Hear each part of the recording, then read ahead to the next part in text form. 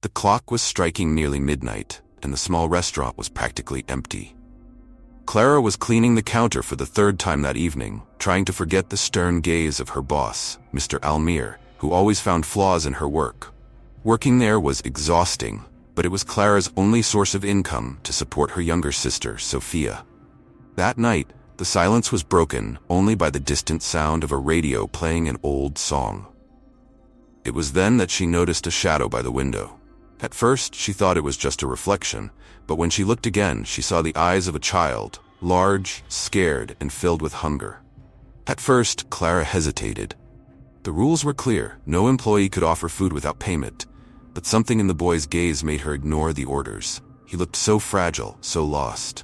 "Hi, are you okay?" Clara asked, opening the door slowly. The child stepped back, clearly distrustful. I was just looking. I promise I won't steal anything." Clara felt a tightness in her chest. "Come in. It's cold out there. I can get you something to eat." Reluctantly, the boy entered. His clothes were torn and dirty, and a smell of dust and abandonment filled the air. When Clara placed a hot plate in front of him, he began eating so quickly it seemed he hadn't seen food in days. "What's your name?" she asked gently. "Gabriel," he mumbled without looking at her. "Gabriel? Where are your parents?" The question made the boy freeze. He looked at the plate in silence, before finally saying, "I can't go back home." Before Clara could ask more, Gabriel grabbed part of the food and placed it in an old bag he carried. "I need to take this to someone." "To whom?" Clara asked, intrigued. He looked at her with eyes that seemed to hold an ocean of secrets. "My sister."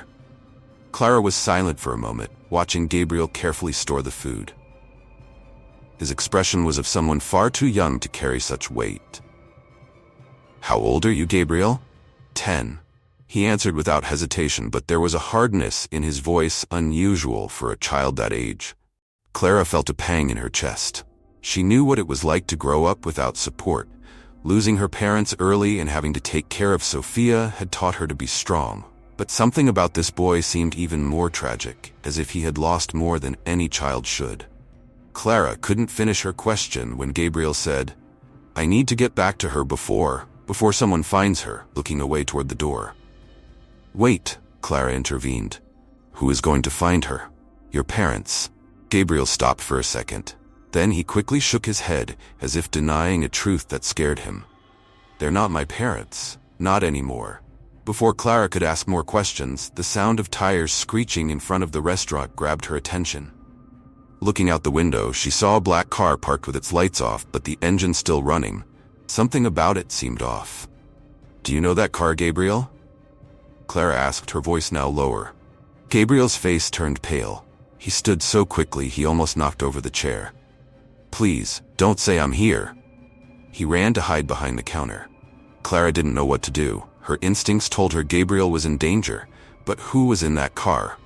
Customers weren't uncommon at this hour, but there was something unsettling about the way the car just sat there, motionless.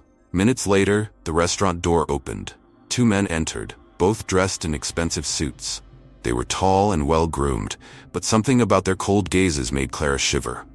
"Good evening," one of them said, with a smile that didn't reach his eyes. "We're looking for a boy. He might have passed by here." Clara tried to appear calm. "A boy? No, we've only had a few customers tonight. No one like that." The other man stepped forward, scanning the restaurant as if searching for something. "Are you sure? He can be quite discreet, but he won't have gone far. He's just a child." Clara felt her heart racing. The tone of that man wasn't one of concern, it was one of threat. "If you see anything, it'd be wise to let us know," the first man said, placing a card on the table. He smiled again, but his gaze seemed to pierce through Clara. When the men left, Clara went to Gabriel, who was still trembling behind the counter. "Who are they, Gabriel?" "Bad men," he replied, his voice a broken whisper. "They work for my parents. They're going to take my sister too." Clara realized the situation was far worse than she had imagined. Gabriel wasn't just running away from home, he was fleeing from a real danger, something that now involved not just him, but also his sister. "You're going to tell me everything," Clara said firmly, "and I'm going to help you. I promise." Gabriel seemed torn between fear and hope. Clara waited patiently as he struggled to find the right words. Finally, he began to speak, his voice low and broken. "My parents, they're not who they seem. They pretend to be good people, but they do terrible things. They hurt people, even us. I tried to run away because I couldn't take it anymore. But my sister, she's still there, and I promised I'd come back for her." Clara felt a chill. What Gabriel was saying wasn't just a story of abuse. There was something darker that he seemed too scared to reveal. "Why did you run away alone?" Clara asked. "Why didn't you take your sister with you?" Gabriel lowered his head, looking ashamed. "I tried, but they hid her from me. They said that if I ran, she would pay the price, so I came alone." Clara was silent for a moment, trying to absorb the weight of what the boy had confessed. "Do you think she's safe now?" Gabriel lifted his eyes, tears beginning to stream down his face. "I don't know, but I have to do something." The bond between Clara and Gabriel seemed to grow stronger by the minute. She saw in him a reflection of her own struggle, the desperate need to protect someone she loved, even when the world seemed against him. "Listen, Gabriel," Clara said, her voice firm. "I'm going to help you, but I need to know everything. Who exactly are your parents, and what do these bad men want?" Gabriel hesitated, looking at the door as if expecting someone to burst in at any moment. "My parents have money, a lot of money, but they didn't get it honestly. They lie, steal, and make deals with dangerous people. I heard them talking about it." Clara felt a knot in her stomach. She had known something was wrong, but hearing it from Gabriel made her realize the situation was more dangerous than it seemed. "Gabriel, do you trust me?" He nodded, even though fear was still etched on his face. "Then please, let me help you and your sister. I won't let anyone hurt you." Before he could respond, the sound of the car outside returned. Clara looked out the window and saw that the black car was still there, but this time, its headlights were on, shining directly at the restaurant entrance. Gabriel grabbed Clara's arm tightly. "They won't give up. They never give up." Clara took a deep breath, trying to ignore the rising panic. "Come with me," Clara said, taking the boy by the hand. "If they won't give up, then neither will we." Clara led Gabriel to the small storage room at the back of the restaurant, where she knew they'd be out of sight for a moment. While trying to calm the boy, she heard the sound of heavy footsteps outside, the muffled echo indicating the men had returned. "Gabriel, you need to tell me everything now," Clara said, her voice urgent. "If we're going to get out of this, I need to understand what we're dealing with." Gabriel took a deep breath, fighting back tears. "My mother has always been cold, you know? Like we were just a problem to her. My father, he's worse. He thinks he can buy everything and everyone, and when he can't, he threatens, he hurts." Clara felt a growing anger. No child should have to carry that kind of pain. "But why are they so desperate to find you now?" "Because of a secret," Gabriel murmured, barely audible. "I discovered something they were hiding, something that, if people find out, will ruin them." Clara was stunned. "What did you discover, Gabriel?" He hesitated, looking at the floor. "They have a bank account full of dirty money. I heard them saying that if anyone found out, everything would be destroyed. I found the papers. I kept them. And I think that's why they're after me." Clara felt the weight of the revelation. Gabriel was at the center of a criminal scheme, something big enough to put his life in danger. "And where are those papers now?" "With my sister," he replied. "I hid them with her before I ran." Before Clara could process everything, the sound of voices outside brought her back to reality.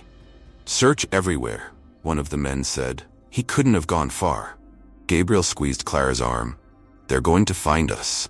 But Clara wasn't ready to give up. "Not while I'm here," she said firmly. "Listen, we're going to get out of here, but you have to trust me." Carefully, Clara opened the back door of the storage room, guiding Gabriel out silently. The parking lot was empty except for the black car still parked. Clara looked around, searching for an escape route. It was then that she heard a voice behind her. "Leaving without saying goodbye?"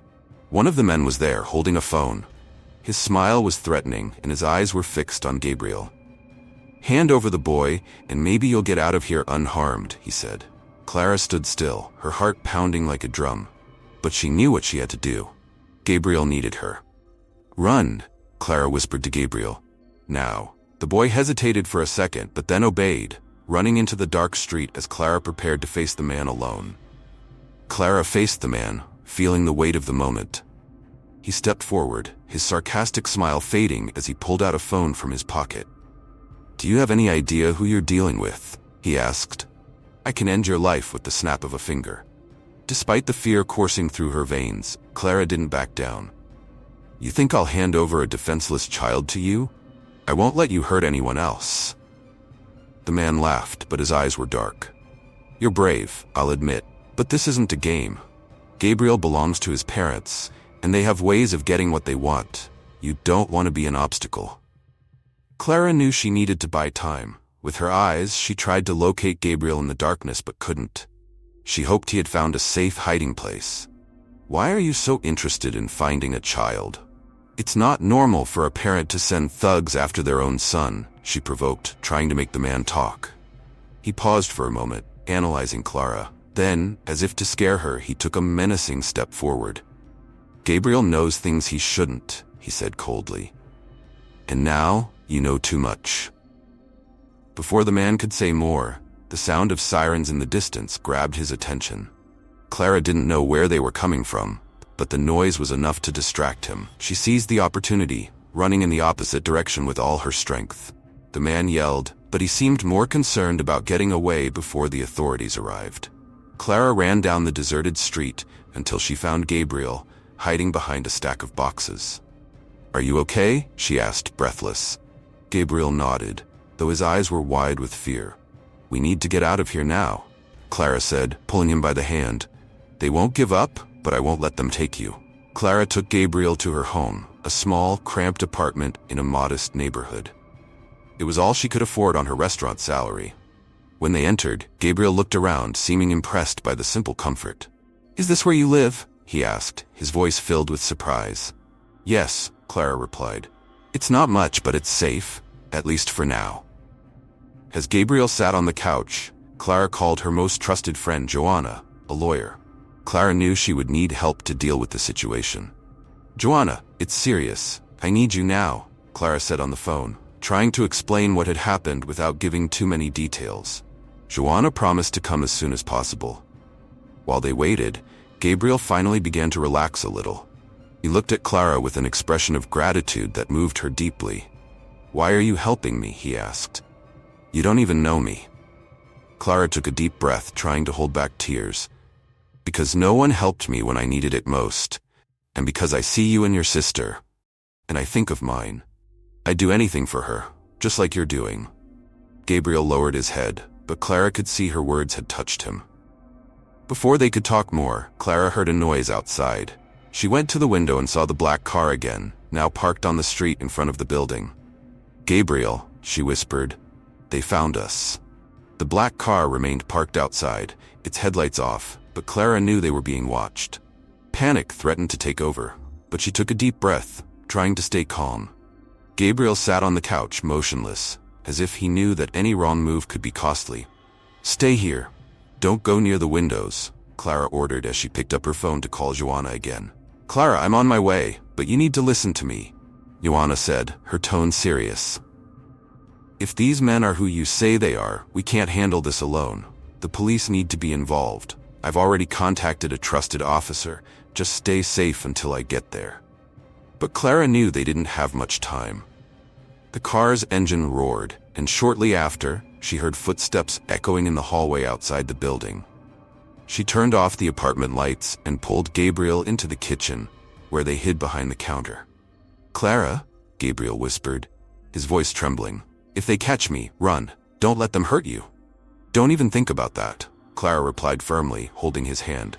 "I'm not going to abandon you." The knocking on the door began, soft at first, but quickly became more insistent. "Clara," called a familiar voice. It was her boss, Mr. Almir. She froze. Why would he be here? And why would he call her at this hour?